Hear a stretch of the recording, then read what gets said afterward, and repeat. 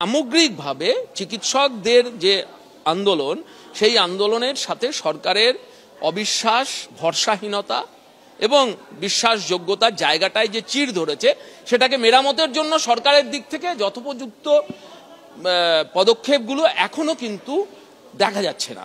এটাই হচ্ছে মূল, এবং সেই জন্যই চিকিৎসকরা চাইছেন বলেই তারা আবার চিঠি দিয়েছেন, এবং চিঠি দিয়ে তারা চাইছেন সরকার ব্যবস্থা নিক।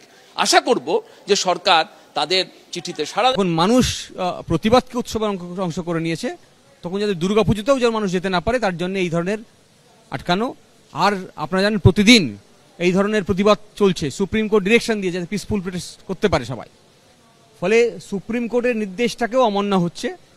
আর এই ধরনের ব্ল্যাঙ্কেট 144 আসলে মানুষের গণতান্ত্রিক অধিকারকে খর্ব করে নেওয়া। মামলা করেছে ডাক্তারদের একটা অংশ, জয়েন্ট ডক্টরস ফোরাম, তারা মামলা করেছে, এবং ছাত্র যুব মহিলা সংগঠন বামপন্থীদের তারাও করেছে। এই ধরনের কোনো অর্ডার এখনো পর্যন্ত কোনোদিন ইমপ্লিমেন্ট করেনি।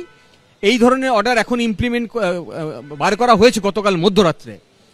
আর এটার উদ্দেশ্য খুব ভালো নয়, এটাই আমরা পুলিশের যে বিগত দিনের কন্ডাক্ট তার থেকে আমরা বুঝতে পারি যে এই ধরনের একটা প্রহিবিটরি অর্ডার বার করা শুধুমাত্র গণতন্ত্রকে খর্ব করা নয়, আসলে একটা কুমতলব নিয়ে এই ধরনের অর্ডার বার।